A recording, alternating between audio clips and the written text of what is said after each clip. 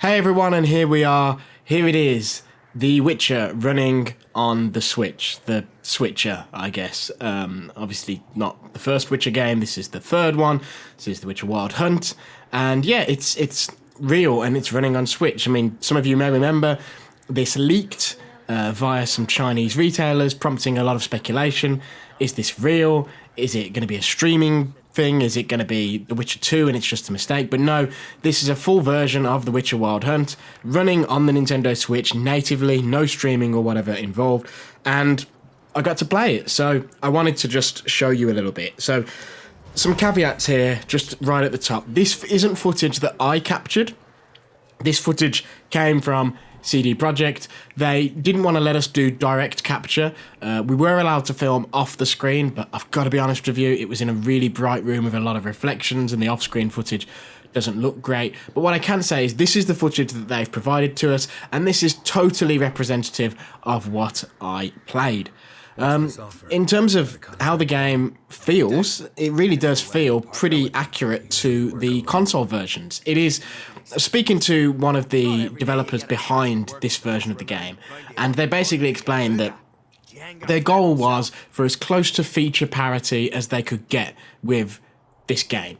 So they didn't want to do things like add in Nintendo costumes like Skyrim did or anything like that. And they just wanted to take exactly the same game, get it running as well as it can, but without any compromises. One of the things that's most impressive about this, in my opinion, I think it's all really impressive, but one of the things that's most impressive is that this is all on one cartridge. It's a 32 gig cartridge, and this includes the main game, so The Witcher Wild Hunt, but also Blood and Wine, and the other expansion, Hearts of Stone, something like that, whatever the name of that other expansion is. It includes both the expansions. Each region will include a couple of languages as well, so there's multiple languages of voiceover. So like in Europe, you'll have English and French and German or something like that on the cart, and that's bloody amazing. In terms of how it looks and how it runs, you know, well, let's split that into two separate categories, right? How it looks worse. It looks quite a bit worse, and it's going to, because this is the Switch. It's a really pathetically powerful console when compared to the Xbox One and the PlayStation 4, leave alone the PC version of the game. So it's a really, really smart, clever sort of version of this game. And I think the most important thing is when you play this game in handheld mode, because of the size of the Switch screen and stuff like that, the imperfections sort of begin to blend away and disappear. And in that instance, you can just play it as a handheld version of this game. Now, when at this event, we weren't actually playing it docked. We weren't able to dock those Switches. They were all handheld. But I think you can see from this footage that when you play it docked, especially, well, the bigger the TV, the worse this is going to be. It's not going to be the best looking thing in the world. So really, I think this is a release of this game that is built to be taken on the go. Take it on the train, take it on a plane, take it to work and play it on your lunch hour, whatever.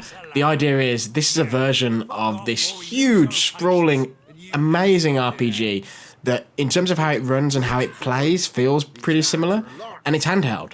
And yes, the visual quality has taken a hit, but when you play it on the smaller handheld screen, you don't really notice those imperfections as much. But I imagine when this renders out and it's up on YouTube, it's going to look pretty stark when you put the two side by side.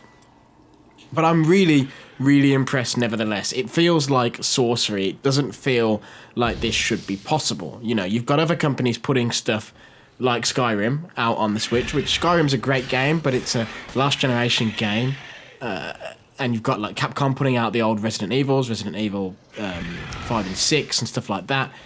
And here is this. This is a current generation game. It looks amazing. I mean, God, Rockstar hasn't even got off their asses and put GTA on this machine, GTA 5, even though they could have put the last gen version of it on the Switch. So I think it's crazy, and it's a really good looking game, and it's a really good looking game still. The resolution is low, I don't know what it is. I haven't, again, maybe we'll do that pixel counting when we actually get our hands on the final game, but they've sort of made a lot of, that's where they've made concessions for size as well. Like even the FMVs, they did say the FMVs that are in the game the CG sequences, they're on this cart at 720 as opposed to 1080 because of space concerns.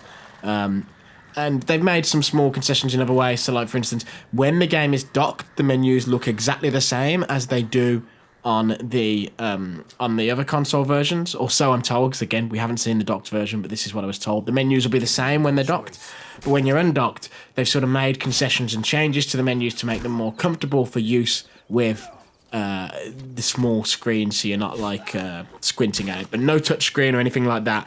It is just... Like I say, they wanted feature parity, so they haven't added stuff like touchscreen inventory control because they wanted to just make a version of this game that's the same as the other versions. Which is fair enough, I guess. Anyway, I'm going to shut up now. There's a write-up on the website, so head to VG247.com if you want to actually read some more in-depth impressions from myself. But I've got a bunch of footage here, so I'm just going to let it run out so you can enjoy watching some of how this game looks in action. If you like this sort of stuff, don't forget to give us a like, give us a subscribe, all that stuff, ring the bell, all those things that we say on YouTube. All those things do seriously help us. And yeah, until next time, everyone, see ya.